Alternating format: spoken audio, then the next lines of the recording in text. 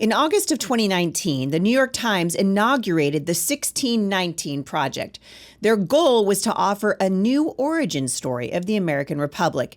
They argued that 1776 is not the origin of America as we know it, but rather 1619, the year the first slaves were brought to American shores, is our true origin.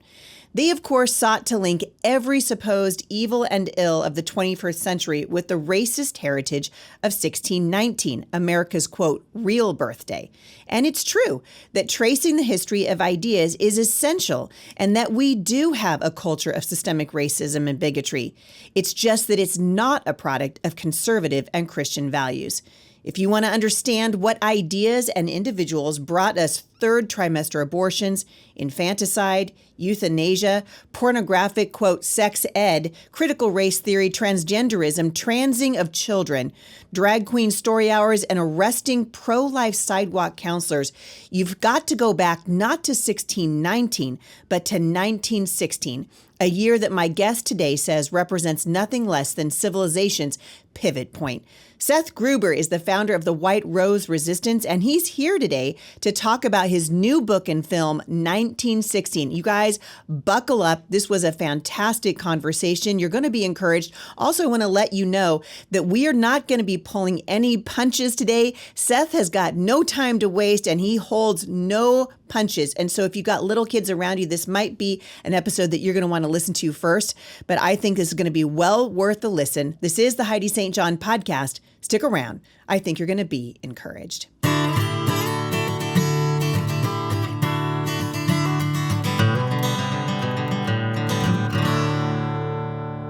Hey, you guys, welcome to the show today. You are in for a real treat, and it is a barn burner, as I'm going to interview my friend Seth Gruber. I got to know Seth several years ago when we were speaking together at a pro-life event, and eventually I invited him out here to come and speak to Firmly Planted Family, to our staff and families here.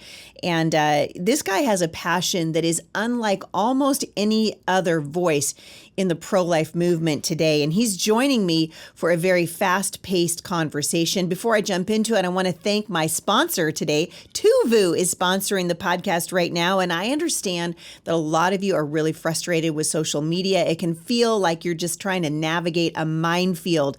And also a lot of the current social media platforms are silencing conservative voices like mine. This is happening to me right now on Instagram.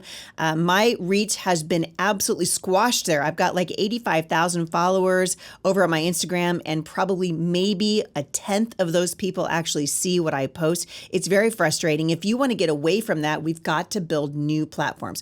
Well, Tuvu is a new platform that I want you guys to check out. You're not going to see a single ad as you scroll through posts there. They're never going to make you a slave to an algorithm or sell your information for profit. And I hope you guys will check it out. You can join me by going to tuvu.com/Heidi. You're going to see I have a brand new account there, so make sure and follow me. You can also get a month for free. So check it out. This is a family-friendly social media company that actually cares about you and your values. tuvu.com/Heidi.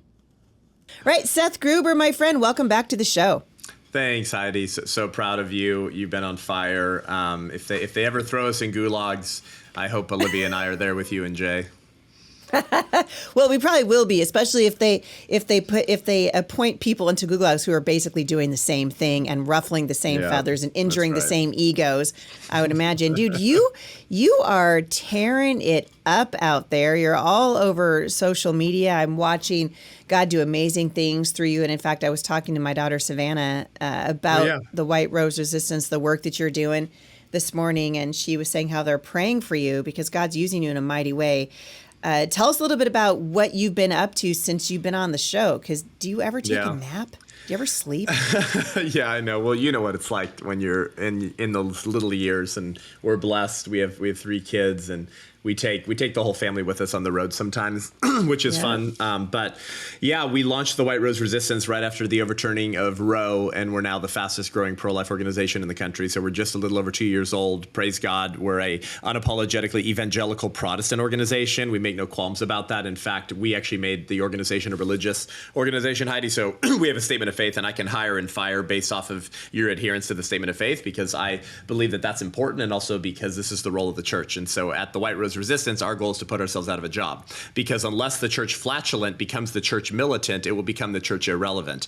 We've been caught asleep at the wheel for nearly a century, and then we're whining and moaning about why Republicans aren't acting very conservative, and we're the largest and weakest voting bloc in the country, evangelicals. And then we whine and moan that we don't like the nature of our politics, but we won't even show up enough to vote, much less get involved culturally in our counties and our cities and our communities to make a difference and tear down the culture of death and rebuild a culture of life. And so, like, I actually, like, even Trump himself, like, I rip him whenever he deserves it, Heidi, but I have a modicum of grace for him because he's a byproduct of a 60, 70, or 80-year-long apathetic, disengaged, flatulent church who's only good for Rick Warren, Andy Stanley sermons, but doesn't care enough about the future generations in this country and the unborn and parental rights and religious liberty to actually contend for God's ideas in the public square.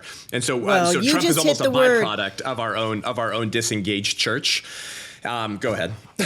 Well, I would say I love that you said the word contend, because that's what we need to do.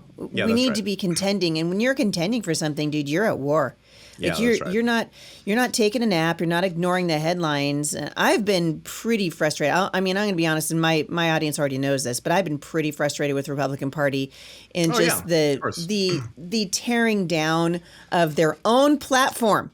They're tearing down their own platform. Well, you saw it. I mean, yeah, the RNC literally changed their position on abortion, which was federal protections for the unborn from the moment of conception, to we just oppose late-term abortion. They weakened their language on marriage. And what are the two issues that got us into this mess, Heidi, over the last century? In the first place, marriage and the unborn. These two issues that are actually like kind of the linchpin of cultural decay and the linchpin upon which the liberal establishment swings. And so the RNC says, I've got a great idea. You know those two issues that we've been abdicating on for a century that has birthed this current cultural mess? Let's abdicate and weaken our language even more on those issues. That's because that'll bring people to our side. Yeah, that's right. Yeah. But at the White Rose Resistance, Heidi, we're focused on the church. Our whole team, we have this great saying, mantra that I coined for the whole team to keep in the front of our minds. We're here to put ourselves out of a job.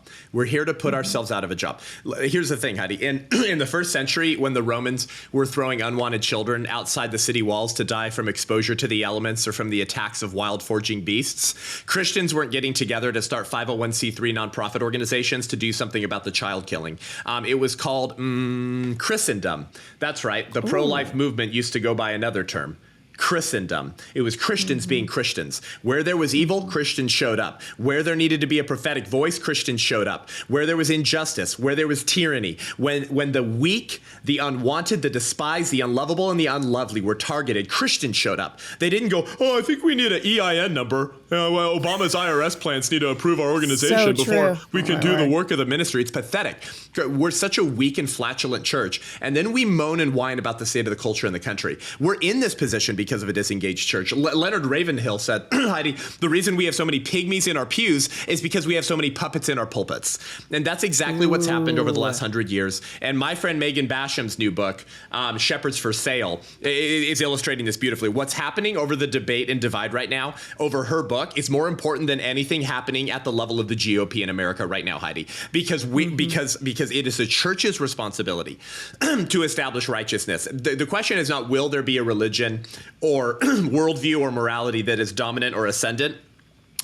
Or dictates the terms of engagement. The question is whose religion, whose worldview will be the dominant one. Dominion is inevitable. And I know everyone's going to be like, you're a post-millennialist. I don't even know what my eschatology is. I probably more in the Calvary Chapel model. I'm not convicted enough about it to make that hill that I'm going to die on. I don't care enough. I know people, the way I start talking, establishing dominion, people are like, you're a post-millennialist. I don't know. Well, no, what they're going to say is you're a dominionist. You're a dominionist, yeah. And actually, but what I'm saying is dominion that's is the command of Christ. That's right. Dominion is inevitable. So when we don't exercise dominion, when we don't fill the earth and subdue it, when we don't stand for our religious ideals and worldviews, which, by the way, just from an objective standpoint, is the religious worldview and ideology that built this country and provided the freedoms for you to spout your leftist crap on social media in the first place. We stand on the shoulders of giants and we think that we're flying. We forget the heritage of Christianity that built this country. No, so that's just objectively true. Whether you're born again or a Christian or not, that's just true. It was Christianity humanity that built this country. And if Christians are no longer willing to stand for those ideals in the public square,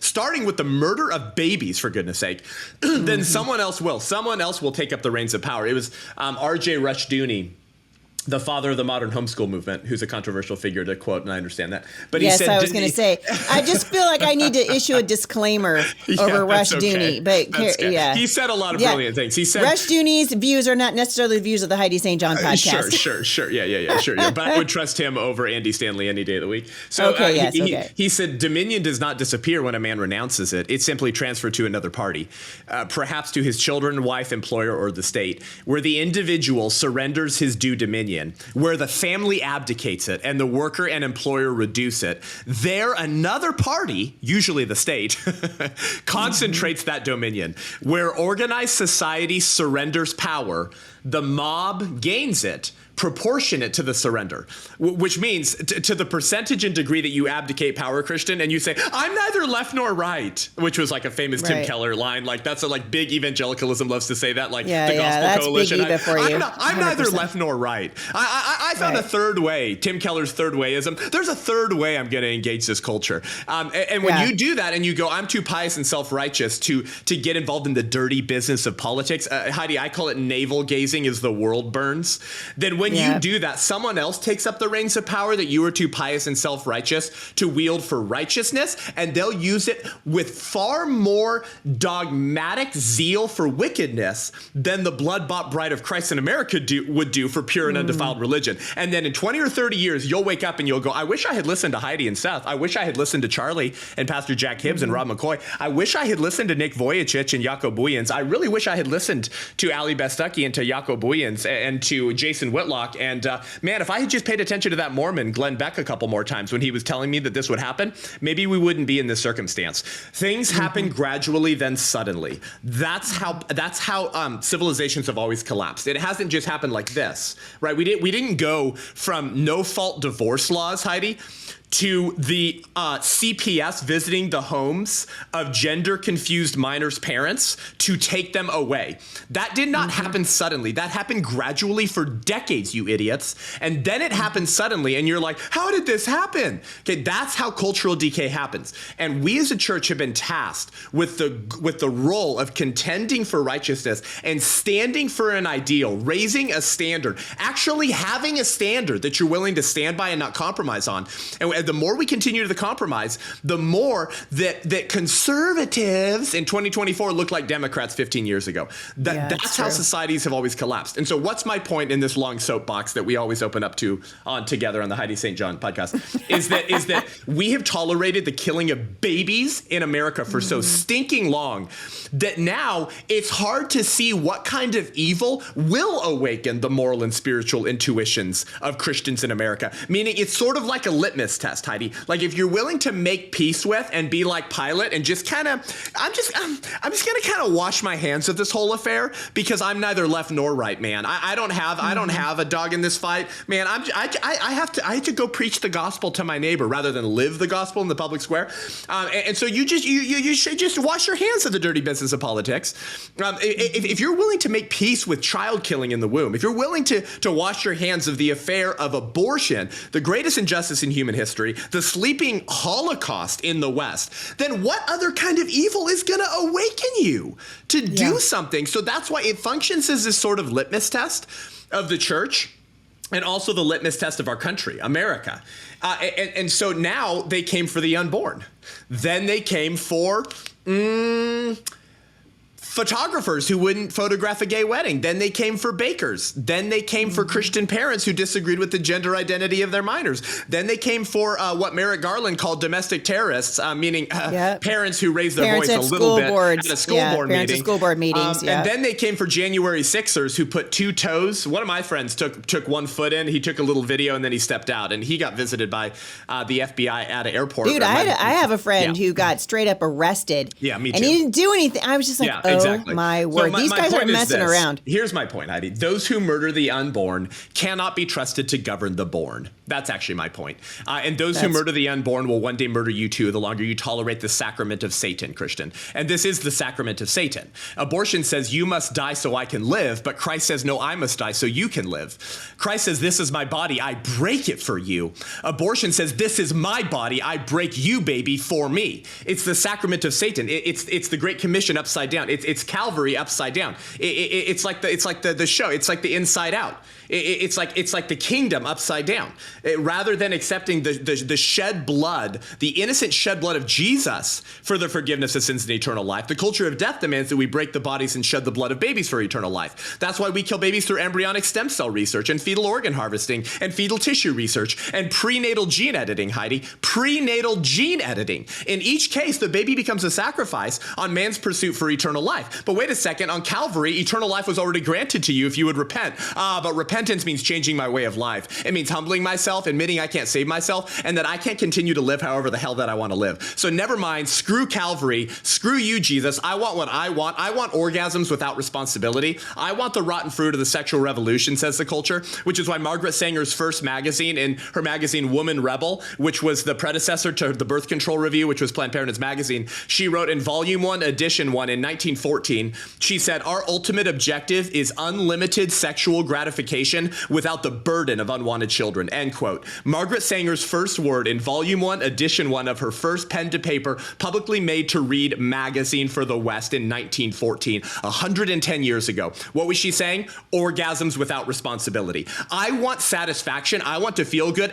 And I won't take responsibility for any of my personal or sexual choices. That is the Asherah poles and the Baal statues in Judges 6 all over again. It's the two pagan gods of Judges 6 when God tells Gideon, you go tear down the Asherah poles and the Baal statues. That would be orgies and sex cults and baby killing. It's the two pagan gods of American culture today. And the longer we've tolerated that, the sooner we found that there's nothing we can conserve downstream of that. If we can't get marriage and the family right, everything else disintegrates and falls apart. I feel like I'm like reading Obama's Father's Day sermon from 2008. I'm like, this guy sounds like an alt-right national Christian nationalist, like conservative. It's like he's talking about the role of the father and the family. And you're like, exactly. Conservatives today are Democrats 15 years ago.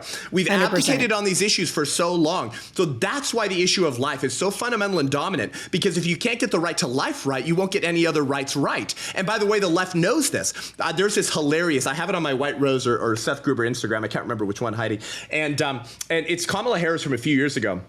And she was speaking at a Planned Parenthood abortion event, and she talked about the rights of America in our founding documents. It was hilarious, Heidi. She literally went, that we hold these truths to be self-evident, that all men are created equal, that they're endowed by their creator with certain inalienable rights, that among these are the right to liberty, and the pursuit of happiness. She skipped it. She skipped it. I remember. Intentionally, she skipped it because she knew she was speaking at a Planned Parenthood event.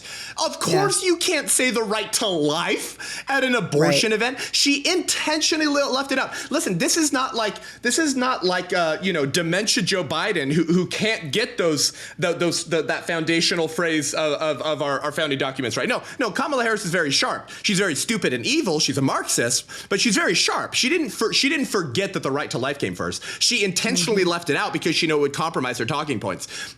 What I'm saying is that these people are proving to those listening right now my soapbox monologue for the last few minutes. They know how fundamental the right to life is, Heidi. That's why they leave it out when they talk about things like this. There was a Planned Parenthood National Abortion Rights Action League attorney, Harrison Hickman, from years and years ago, and he spoke at a gala for an abortion event. Harrison Hickman, a pollster for the National Abortion Rights Action League, and you can go Google this. You can go fact check me, guys. Harrison Hickman, and he said probably nothing has been more damaging to our cause than the advances in technology, which have allowed pictures of the developing fetus. Because people are now talking about the fetus in much different terms than they did 15 years ago. They're talking about it as a human being, which is not something I have an easy answer on how to cure. End quote. That's what this Planned Parenthood pollster said, Heidi. He's like, shoot, prenatal imagery is causing the culture to talk about babies as babies, as humans. Yeah. And I don't have a cure for that. That's a problem for the abortion movement. So I could give 10 other examples. They're concerned with the very political viable possibility that if Trump is reelected, that a lot of the abortion leviathan will come not to a grinding halt, but will be slowed down significantly. And that's why all the Dems right now, what are they saying right now, Heidi? What have they been saying for the last 7 months? That this election will be a referendum on abortion. That's why at the DNC, as of this date of recording, Heidi, I don't know when this is, as of the date of this recording, Thursday, August 20th, the DNC is in Chicago. Is it Chicago? And what are they doing right now? Yep. Planned Parenthood is giving free vasectomies and abortions at the Democrat National Committee. Yes, it's always really? been about the killing of babies. As we're speaking, as I'm talking to you live right now, Heidi, the DNC and Planned Parenthood have partnered up for their national convention, and Planned Parenthood is doing abortions, medication abortions, the Nazi-era abortion pill, which I'm happy to go into the history of on the Heidi St. John podcast if you'd like, and vasectomies set up outside of the Democrat National Committee right now.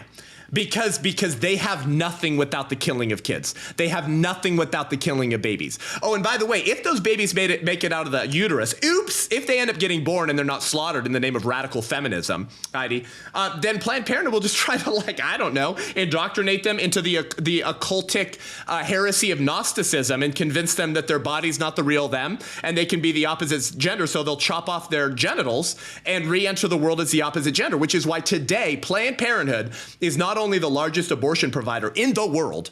Last fall, less than a year ago, and I have this leaked memo, I have the citation for this in my book, which we're going to talk about in a second, the 1916 Project. Heidi, Planned Parenthood admitted last fall that they are now the second largest provider of puberty blockers and cross-sex hormones in the land of the free and the home of the brave. Evil. Trans drugs for teens is Planned Parenthood's now fastest growing revenue stream, Heidi. Unbelievable. There's so many things that you've just said, but I want to focus on something that is unpopular in evangelical movements right now, and also very unpopular with a lot of the pro-life, some of the larger pro-life organizations who absolutely refuse to engage politically because they don't like Donald Trump's stance on abortion. They want a purist on, which I do too, right? So you are an abortion abolitionist. I am an abortion abolitionist, meaning we think it should be illegal, unthinkable. It should absolutely be punishable. Yeah, criminalized, punishable by prison, all the things, otherwise, right? It'll because never stop. That's right. Right, because it's murder. Yep. But let's talk about this tricky thing, right? It's not tricky to me, but it's tricky to a lot of people who are just like, I can't believe that you're going to vote for Donald Trump. He's not very strong on abortion. What about in fact, I talked to a very, very well-known abortion rights leader who I won't say on the show, but you would know who I'm talking about, who's absolutely refusing to engage politically. And the platform that this person has is massive. Person. Yes. Oh, okay. Refusing to engage politically because of their disdain for Donald Trump. And they're like, I'm not going to vote for him because he doesn't have, guess who it is right now. He's not strong enough. Okay, so what do you say to that, Seth? I mean, what do you say to the people who are just like, you know what? He's not good enough. It's not strong enough. Or I've got the same problem here in Washington State. Right now, we're pitted up against a guy named Bob Ferguson for governor, or Dave Reichert, who is not as strong a pro-lifer. I'd call him, he is a pro-lifer, but he's a squishy pro-lifer, like Rape, Incest, Life, and the Mother, squishy pro-lifer. But Bob Ferguson wants to put a Planned Parenthood in every public high school in the state of Washington, and I've got Christians telling me I'm not going to vote for Reichert. I don't think he's strong enough in pro-life. What's your argument? Yeah, the solution to all of this, Heidi, is that what's that thing that makes Russell Moore and Ed Stetzer and Phil Vischer and Lecrae urinate in their pants? Christian nationalism. That's actually the solution to all of this, which is Christians, spirit-filled, who love God first, but they also love their country, and they understand the importance of putting national interests before international interests, and actually prioritizing the interests of America before, I don't know, like Ukraine or something like this. Like, we need Christians who are willing to run for office and get elected and actually establish righteousness and raise a standard. But we're not getting the kind of Christian candidates that we would like right now in the conservative movement, if there's anything left that really resembles that in an individual way. Right, if there's anything left of it. Yeah, I agree with you. And so what are we left with, right? We're left with two options. We either work incrementally culturally and politically, or we unilaterally disarm and we vote for someone that we know will not get elected, so that we can maintain the purity of our ideology while basically guaranteeing the election of whoever you're talking about in Washington or at the Bob Ferguson, which people need to know. There's a lot of people in Washington State that listen to this show. People need to know that Bob Ferguson is just a hairs away from being an absolute communist in every imaginable way. And if we thought it was rough in the Rona, it's going to be really rough, right, when this guy's done with Washington State. And the Christians need to engage. It's why I ran for Congress. I mean, I feel like we've got to at least try. But I hear so many Christians who are just like, I don't care. It doesn't matter. It matters. Yeah. Well, no, it's okay to call these people communists, Heidi. They're all communists. Like, we don't say that like as some like right-wing jab, like we don't know what communism is and we just do it to like offend them. They believe that everything should be owned and operated by the state and doled out to the people in whatever degree that the political elites determine is sufficient to your needs. I mean, they're all communists, for goodness sake. Like, it's okay to call them that. But anyways, I'll do that for you. But yeah, or at the national level, right? Which is that you unilaterally disarm and you vote for someone that is just a political purist, and you're like, praise God. Right. At least I'll be able to stand before God. Okay, cool. Well, you weren't willing to get your hands dirty. Heidi and I were trying to stop the tide, to put somewhat of a bulwark between evil and the next generation and the babies and the children, first of all, which is really why we do all of this, guys. But you were too pious and self-righteous, so you were like pious Pilate, and you just washed your hands of the affair. But you said, well, I still voted. Yeah, for a guy you knew you weren't going to get elected. So that's like right. The two things that we have before us right now, Heidi, is we incrementally change the culture and the politics. Listen, Anthony Breitbart was right. Politics is downstream of culture, but culture is also downstream of politics. It's actually a two-way street. So we have to contend on both fronts. And by the way, what's the proof of this? I don't know. Roe v. Wade, abortion, actually. When abortion was legalized in 1973 federally in Roe versus Wade, Heidi, the totals jumped from like a 100,000 median average a year to 1.6 million 3 years later. So clearly law influenced behavior. The politics had an impact on the culture. So that's another example of how culture is actually downstream of politics. So it's actually a two-way street. So we have to take back all of these things incrementally, and that's really the role of the church and the pastor. That's why at the White Rose Resistance, but in order for the church to do that, they got to be upstream. They got to be upstream. Yeah, we have to and go lately, upstream. we've had the church has been downstream. We're just like, hey, we'll put a net out and we'll catch you guys as you're following. And I'm like, hey, why don't you get to the headwaters? Yeah. Why don't you get to the headwaters? Why don't we go back there? That's where Jesus called us to be in the first place. Yeah. What do you say, Seth, to people who are listening and they're hearing what you're saying and they're hearing what I'm saying and they just are overwhelmed by the whole thing and like, I don't even know. I feel like I have no voice. I have no platform. Okay, yes, I'll vote, but I don't know what else to do, and they just feel overwhelmed by it.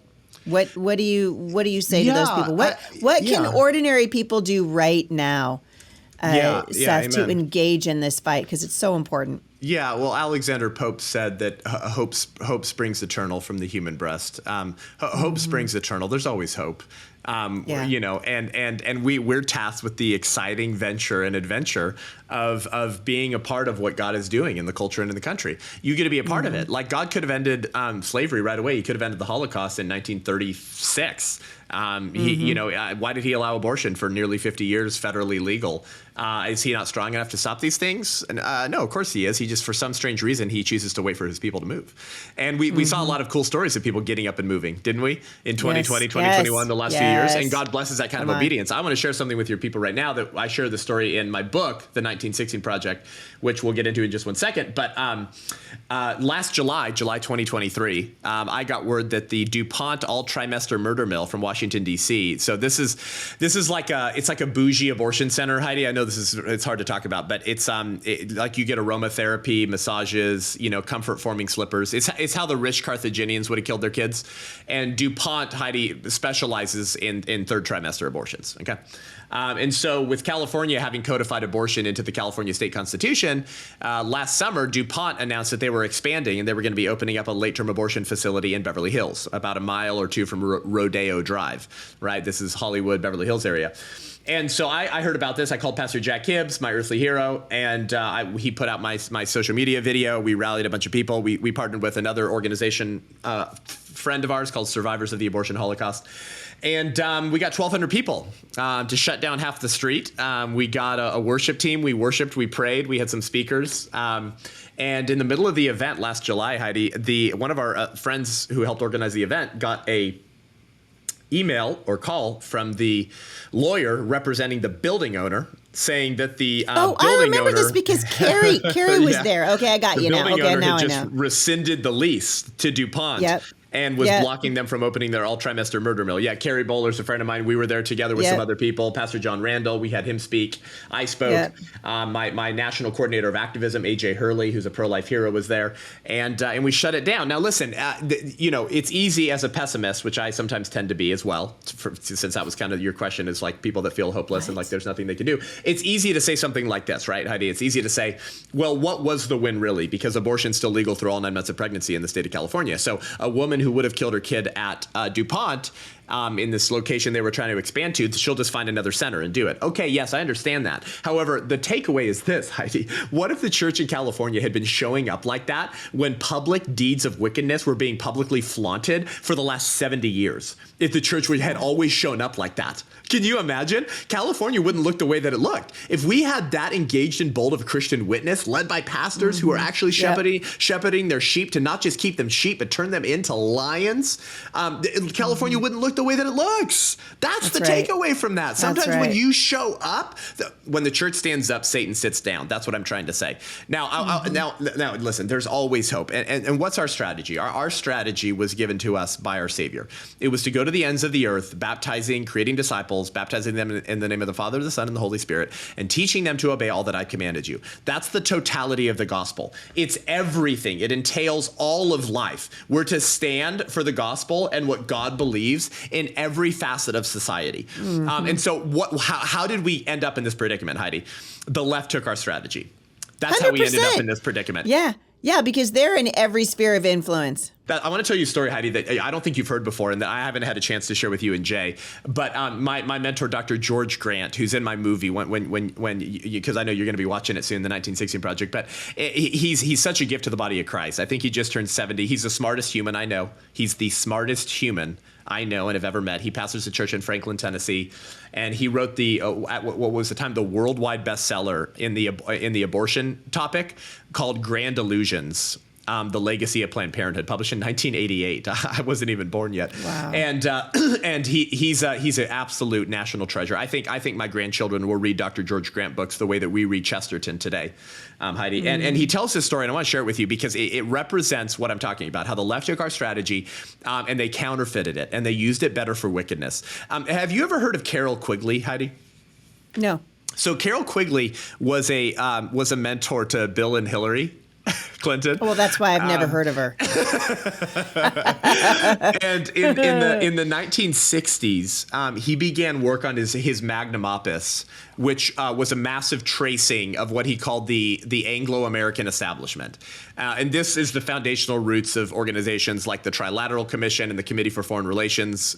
And he wanted to create a history of this extraordinary movement. And he traced the ideas of what he called the Anglo-American establishment to the ideas of Antonio Gramsci. People pronounce it differently, Heidi. And Antonio Gramsci, by the way, he would be considered kind of the intellectual father of cultural Marxism and the Frankfurt School. Okay, listen to me this will be very interesting for your listeners. And we're getting to, but whether your listeners believe it or not, we're actually getting to my book and film, The 1916 Project. But you have to understand what we're up against and what I'm exposing in this film. Okay, Antonio Gramsci, he went afoul of Mussolini. I don't know if you knew this. He went afoul of Mussolini, and he spent the rest of his life in prison. Gramsci, and we have his prison letters. His prison letters kind of became the basis for the creation of the Frankfurt School, which is where we get critical theory and critical race theory.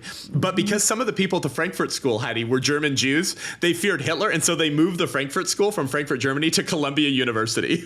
And they became the fathers of the radical hippie movement and the radical yippie movement, and they later became tenured professors at American universities. Okay, and so Gramsci's prison letters were kind of the basis for this, right? And Antonio Gramsci's prison letters were translated into English a few years ago for American leftists to study and learn the ideas of this godfather of cultural Marxism. They were translated by an expert here in America on Gramsci. He's a professor. His name is Professor Joseph Buttigieg. He's the father. The name of sounds familiar. Certain Mayor Pete. The name Buttigieg. sounds familiar. Oh, hey, it's Mayor Pete. Yep. It's Mayor Pete. Shocker. And so anyway, so that's a Frankfurt School, right? That's critical theory, cultural so Marxism. When people say, "Oh, Pete Buttigieg, he looks like a sweet guy," they probably should figure out where this guy came from, because there's nothing sweet about it. No, his dad is one of the foremost cultural Marxists in America today. He's the expert. He's the American expert on Gramsci. Okay, so anyway, so Carroll Quigley in his book, he traces the ideas of the Anglo-American establishment and what their strategy was, and he traces it back to the ideas of Antonio Gramsci, who he called his strategy the strategy of the robes, Heidi, which is you got to get the robes of academia, the robes of the courts, the robes of the scientific organizations, right, Fauci's, and the robes of the clergy. And he said that this would transform Western culture forever. His book was called Tragedy and Hope, a history of the world in our times. And it was due to be published by Macmillan in 1966. It was due to be released in this massive public relations splash, okay? And so listen to this, Heidi. The books get to the warehouse, right, from the printer. And then all of a sudden, the members of the Anglo-American establishment that he was writing about and tracing their ideas decided that the book was premature. that it exposed just the not plan quite, just not the right time, and the ideas a little too soon. Heidi, they weren't ready for it. So the books in the warehouse were destroyed, all of them, except 2 cases. Which a warehouse worker, he went, wait a second. They got this huge PR campaign planned. The books are here. Multi-million-dollar campaign, and now you're going to burn them all? And so it wasn't an ideological decision. It was a financial one. He thought if he kept some of these, he could, get an inheritance for his kids or grandkids. They'd be worth something. Yeah. So he snuck them out of the warehouse. My mentor, Dr. George Grant, has one of those copies. There's hardly any from that original 2 boxes. There's been some bootleg editions. You can kind of get it. It's been reprinted. But at the time, these were the only books that were available, okay? And so there's nothing like particularly crazy or incendiary about it, really. It's kind of just a straightforward history of how the cultural Marxists, Heidi, decided that instead of barricades in the street, like, I don't know, burning down Minneapolis and Ferguson, instead of trying to set up a police-free zone called Chaz Chop in Seattle. Right, because Black Lives Matter. A better strategy, Heidi, would be to capture the robes of academia and the universities, because in short order, they could then capture the high schools and the elementary schools. So to capture the robes of the culturally formative institutions in the country, higher science, medicine, the robes of the mainstream ecclesiastical structures of our nation, if you will. Okay, so Quigley traces how this long-term strategy was to unfold in the major institutions of power, how it would be funded by Wall Street and change the shape of Western civilization by altering the foundations of culture. And he recognized that the battle was always a battle of worldviews, Heidi. That's what Antonio Gramsci understood. That's what the Frankfurt School understood. They understood infiltrate all the most basic institutions in society. And according to Quigley, and here's where it gets interesting, and by the way, this does connect to the 1619 Project and then to my book, the 1916 Project, and it's going to rip the face off of your listeners. Listen, according to Quigley, the plan was one of the principles of the Frankfurt School. And here's what they called it. This is actually a line that comes from one of the early disciples and students of the Frankfurt School. They called it, this is pretty fascinating, they called it enforced coercive toleration. Enforced coercive toleration. This was originally an idea developed by Herbert Marcuse. Now Herbert Marcuse was one of the fathers of the free love movement in California. Him and Wilhelm Reich were really the 2 fathers of the free love movement. Okay, and Herbert Marcuse, he had come from the Frankfurt School. Okay, and the idea behind enforced coercive toleration. Oh, by the way, Herbert Marcuse mentored Angela Davis, who's an anti-white racist and critical race theorist who's still alive today. And Angela Davis was the direct mentor to the co-founders of BLM and to Nicole Hannah-Jones, the author of the 1619 Project. Just as an interesting little factoid there for how secular discipleship works. Okay, so Herbert Marcuse develops this idea. And the idea was that you pose as the benefactors of the people. You use mercy or the appearance of mercy as a mechanism to win the hearts of the people. This idea, as my mentor, Dr. George Grant says, this idea was well understood by Vladimir Karchov, one of Stalin's henchmen. who in 1923 and 1924, Heidi, check this out. Vladimir Karchov imposed a comprehensive ban on all charitable activities by churches in Soviet Russia, because the idea was that the Soviet government in Soviet Russia could tolerate no rivals for the hearts of the people. So this would include hospitals, food banks, counseling services, anything that could be considered charitable. Take them all over by the state. Take them all over by the state so the state would have no rivals. Vladimir Karchov got this idea from Antonio Gramsci. Gramsci got the idea from Luke the Apostle.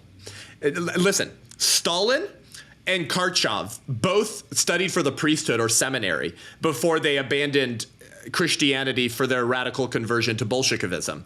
My point is, they knew the stories from the Gospels, Heidi. They had been taught the stories of the New Testament. They understood Luke chapter 2. Luke chapter 2. What is that? And he said to them, the kings of the Gentiles exercise lordship over them, and those in authority over them call themselves benefactors.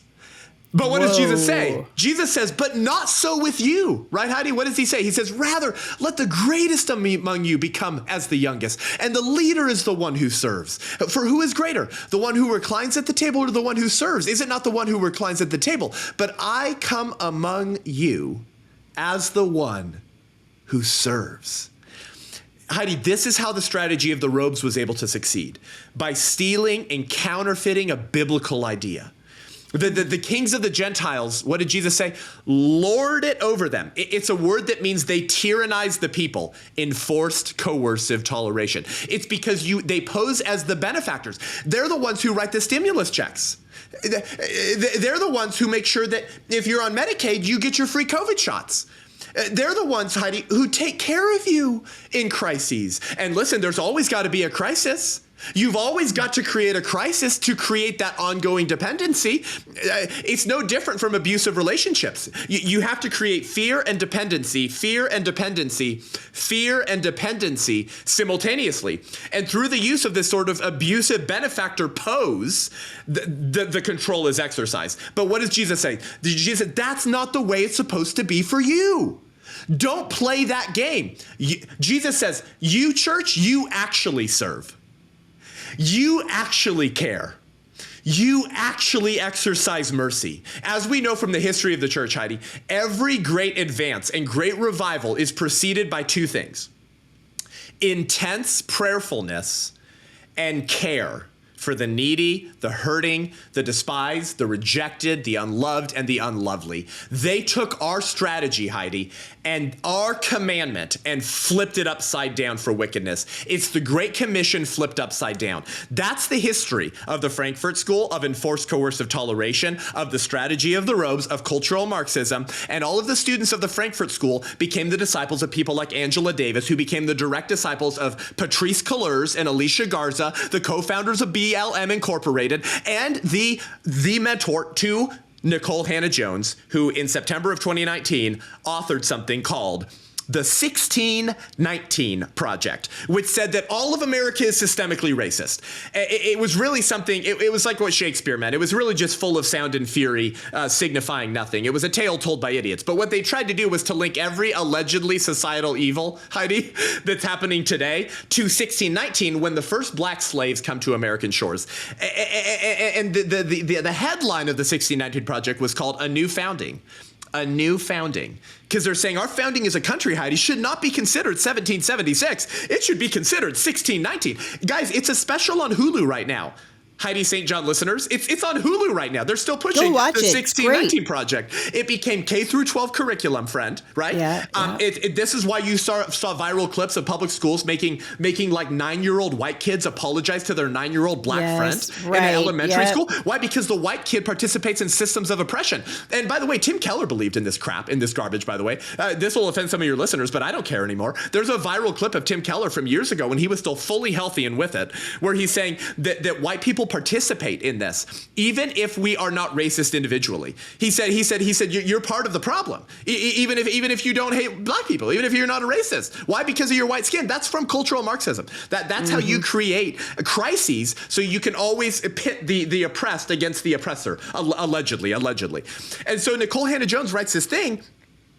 And then what do we get 9 months later? George Floyd. People forget about this. The 1619 Project came out about 9 months. 8 to 9 months before the George Floyd incident. So everyone was screaming one word. One word is the only explanation for this madness, which was what? Racism. It's all everything. That's why LeBron James said when black people leave their home, they're being hunted. Yes, LeBron James said that. When black people leave their home, they're being hunted. Lecrae, that stupid music artist who helps campaign for pro-abortion Georgia senator candidates who support abortion through point of birth, and he helped tip the balance of the Senate race in January of 2021 by helping get them elected, which resulted in a 50-50 split in the Senate that made Kamala Harris the tie-breaking vote. So thanks for that, Lecrae. Lecrae tweeted out, he said, we've been ringing this alarm since 1619, but y'all have just been pressing snooze. So like everyone was pushing the 1619 Project. And so Nicole Hannah-Jones, a purple-haired Marxist who was discipled by Angela Davis, who was discipled by Herbert Marcuse, who came up with the idea of enforced coercive toleration, where you pose as the benefactors of the people and you take a Christian strategy and you flip it upside down to establish wickedness. Herbert Marcuse, who once said the way back into the Garden of Eden is to take another bite of the tree of the fruit of the knowledge of good and evil. Eden without God, eternity on our terms. I can trace that all the way to Nicole Hannah-Jones, 1619 Project. So what happens the summer of 2020, Heidi? What happens the summer of 2020? They say we got to cancel anything that is racist, allegedly. So Aunt Jemima, the syrup lady. Remember all the things that they said we had to cancel? But here's where it gets so fascinating and connects to my movie and my book that all of your viewers are just going to like lose their minds when they watch and when they read this book. There's nothing ever been done like it before. Here's how it connects. You've heard the phrase, the revolution always eats its own. Yes. So that summer of 2020, Heidi, what started happening? The left, not conservatives, not the right, the left, who loves abortion, they started going after anything that they said had vestiges. That was the phrase then. Vestiges of racism. In other words, the belief behind critical race theory, and certainly by BLM and Antifa in that summer, was that if something was based on or founded on overt racism or bigotry, that it's not redeemable, right? Like basically, let me put it in layman's terms. If the roots are super racist and evil, then the tree cannot be redeemed. The tree will be flawed and rotten all the way through. So the only solution is to burn it all down. And sometimes they did, not just metaphorically, they burned down courthouses and police stations. Yeah, of course. We saw this in Portland. Yeah, they said the police force was based on racism. That's what they said. And so they said, that's why we have to defund the police and that whole movement. Okay, yeah. So which is what Kamala Harris believes, and people need to know that. Oh, she tweeted out a fundraising link in 2020 for people to help raise money to pay the bail for lawbreakers and Antifa, BLM, arson people. So anyways, okay. So then they go after Planned Parenthood. Here's where it gets freaking hilarious. The left, pro-abortion left. Remember, BLM Incorporated as an organization. Remember this. BLM Incorporated, guys, is pro-abortion. Okay, just it's important. It's important that you remember this. I'm not talking about pro-life people. The radical pro-abortion Marxist left attacked Planned Parenthood. They attacked Planned Parenthood the summer of 2020. And they said, hey, Planned Parenthood, your founder, because remember, they were going after anything whose roots they thought were racist, okay? And so they said, hey, Planned Parenthood, your founder, Margaret Sanger, she was a racist and a eugenicist. And I'm sitting here, Heidi, I'm here front row, popcorn, lots of butter, soda. You're here for it. Hilarious. I'm like, and maybe that's a little like of my flesh there, but like that's good entertainment. That's good theater for me right there. I was like, VIP front row tickets, baby. And so I'm like, you should have listened to me, and now the revolution is eating itself, you Marxist idiots. You should have listened to Heidi. And so then the director of Planned Parenthood of Greater New York, her name is Karen Seltzer, which is a super funny name, but that's a podcast for another time. She comes out and she says, we're done making excuses for our founder and the damage that she did to communities of color. So they said, yeah, Sanger was a racist and a eugenicist. So what did they do? They basically acknowledged that the roots were super racist, but don't worry, the tree's going to continue to grow, basically, because it's not like they shut down Planned Parenthood or denied the $700 million of our taxpayer dollars last year. No. Planned Parenthood still happily took that, Heidi. They're like, oh yeah, our roots are, our roots. Yeah, it's super racist, but don't worry, we're not going away. But we're okay now. I thought the critical race theory premise was that anything that was based on super racist crap can't be redeemed. Funny how you don't apply your own premises to your patron saint of feminism and the largest, best funded, and most profitable 501c3 in human history, one of them, and the largest abortion provider in the world. So that summer in July of 2020, and this is how I opened my book and my film, The 1916 Project, that summer, the Manhattan, New York City, mega Planned Parenthood Center was called the Sanger Health Center. The Sanger Health Center. They took her name off the building. They canceled her. And then the corner on Bleecker Street was called the Margaret Sanger Square. And New York City removed the street sign. So Planned Parenthood canceled their founder. The city canceled Margaret Sanger. And we're supposed to go about like nothing culturally significant just happened?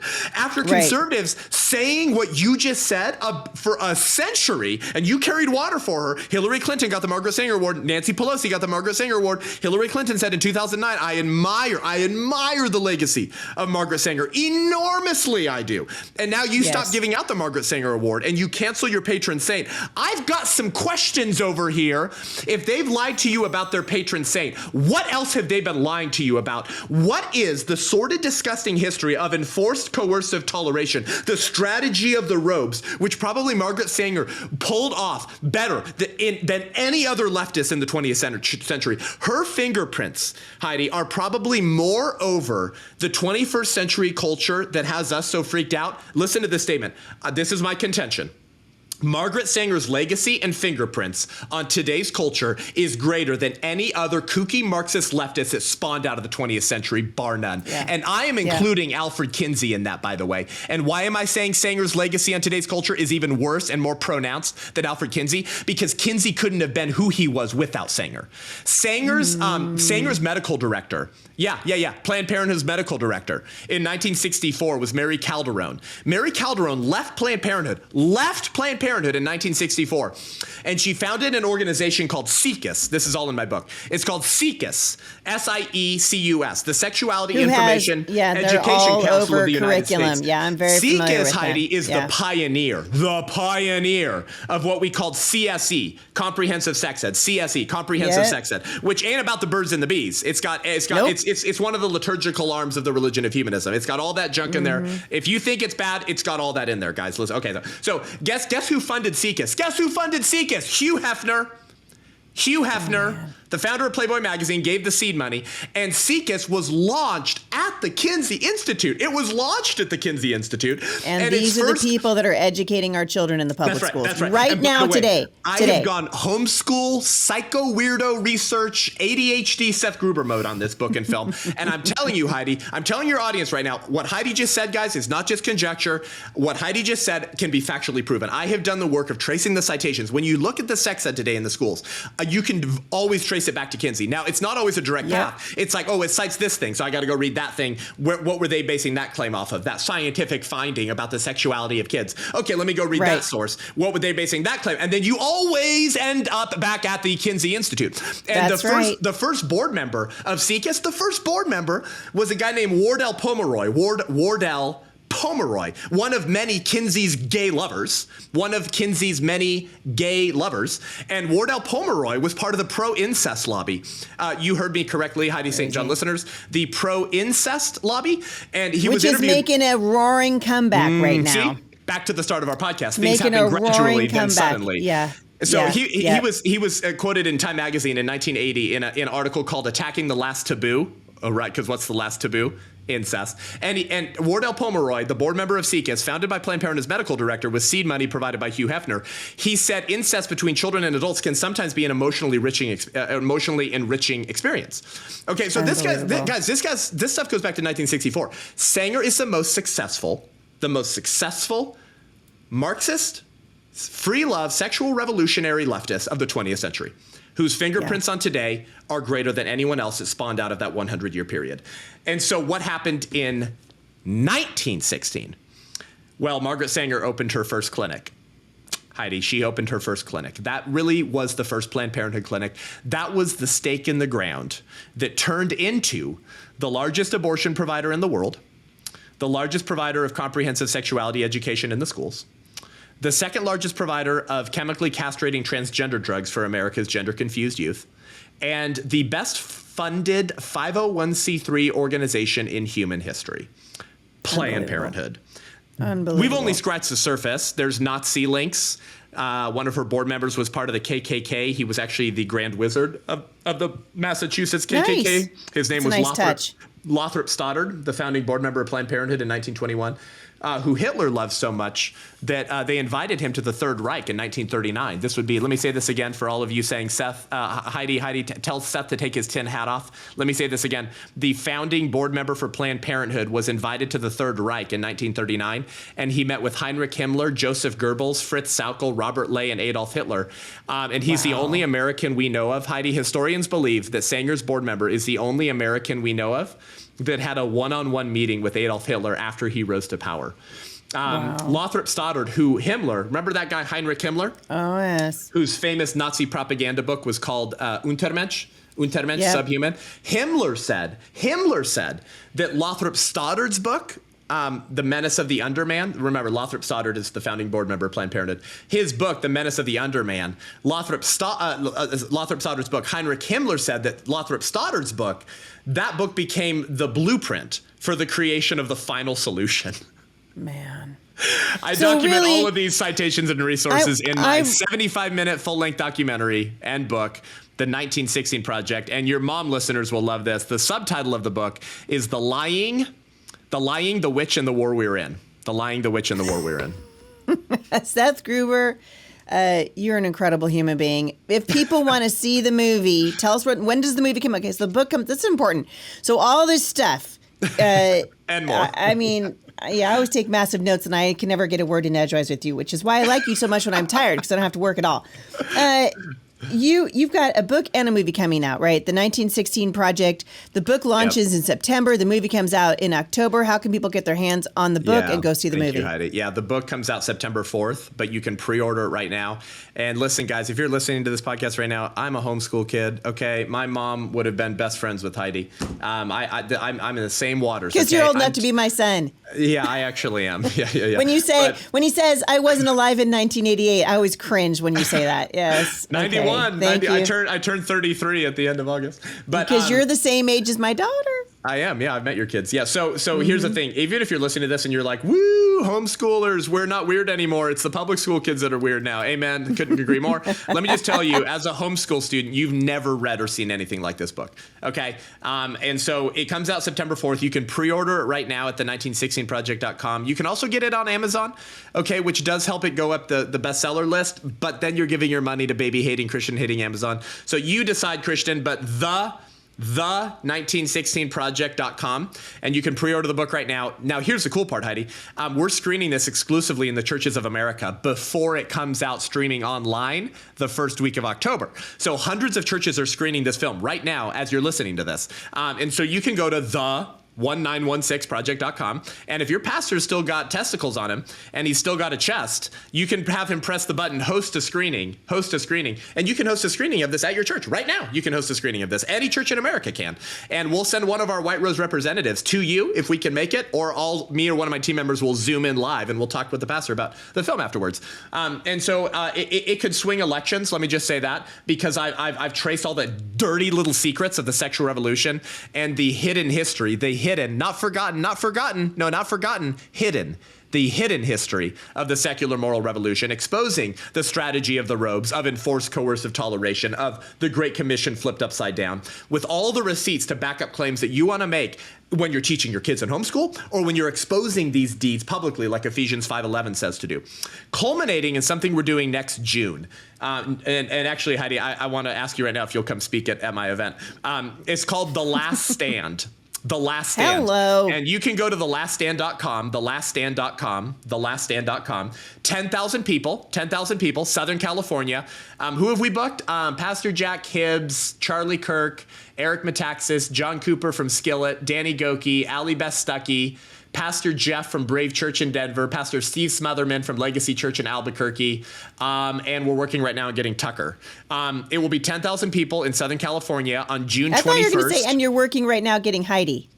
Well, I just asked you if you come speak at our conference. So, I know. Featuring Heidi St. John on June 21st, 2025, June 21, 2025. Because, Heidi, we're taking back June. It's not Pride Month. It's not Legion Month. It's Life Month. Oh, and by the way, here's something fun. When did Roe v. Wade get overturned? June 24th, 2022. What is June 24th? June 24th in the historic church calendar is the Nativity of St. John the Baptist. It's when we celebrate Mary going to visit her cousin Elizabeth. And when she goes to visit her cousin Elizabeth, the prenatal John the Baptist, God-man, the prenatal John the Baptist, voice in the wilderness, leaps in the womb because he recognizes the humanity and divinity of his creator, who are both unborn children at that point. That's when Roe got overturned. In the church calendar, when we celebrate 2 unborn babies, one of whom is God, we're taking back June month to be Life Month. And this event, The Last Stand, is so important because we're in a season of The Last Stand, Heidi. We're in a season of The Last Stand. And if we can't deal with the Asherah poles and the Baal statues, then we will conserve nothing going forward in this country.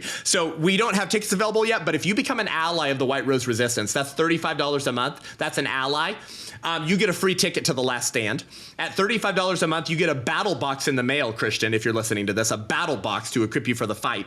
At $70 a month, we call that air support. You get all the same stuff, and you join our book club, and we read a book together, and we talk about it live on Zoom once a month to understand our culture. And at Spitfire, $140 a month, I forget what that is. That's something super epic. And so you go to thewhiterose.life, thewhiterose.life, and you join us as a monthly donor. You get a free ticket to The Last Stand to hear Heidi speak there on June 21st, 2025 with Pastor Jack Hibbs in Southern California to start sending good news out of California and to help this film go viral, to change the culture and wake up the sleeping giant of the church as we're launching White Rose Resistance chapters all around the country. Go to the1916project.com, host a screening at your church, pre-order the book right now, and join us in rebuilding a culture of life. We're the fastest growing pro-life organization in the country, and I think there's a reason God's blessing us, because our goal is to put ourselves out of a job, because it wasn't the job of a 501c3. It was the job of the blood-bought bride of Christ.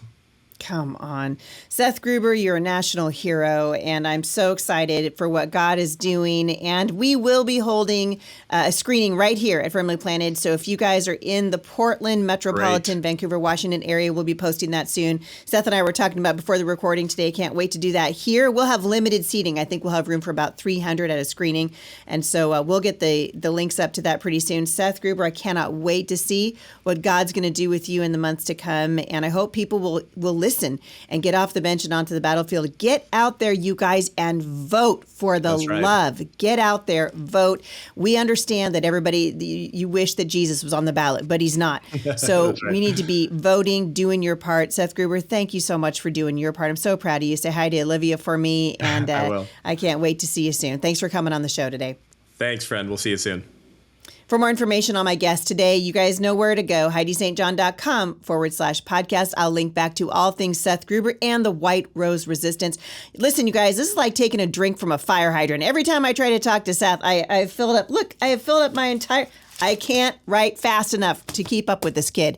So if you want to hear this again, play it in, like, I don't know, half speed. Maybe you'll be able to get it down there. But this is going to be something you're going to want to do. You guys, I want to say a special thank you to my sponsor. Tuvu.com is the sponsor of today's podcast. If you guys are looking for good social media, look no further than Tuvu. If you're really sick and tired of Instagram and Facebook, like I am, like you all are, you guys are going to want to check it out. My friends at Tuvu are sponsoring the show today. And you can follow me over at tuvu.com/Heidi. You can also get your first month free, tuvu.com/Heidi. Make sure when you get there that you click the subscribe button and follow me, and I will see you at Tuvu, a brand new social media that you guys are not going to be bothered by. You're not going to see things that you don't want to see. You're not going to be subject to algorithms and ads, and they will never sell your personal information for money. Tuvu.com/Heidi. Thank you guys so much for listening today, and I will see you right back here again at the intersection of faith and culture.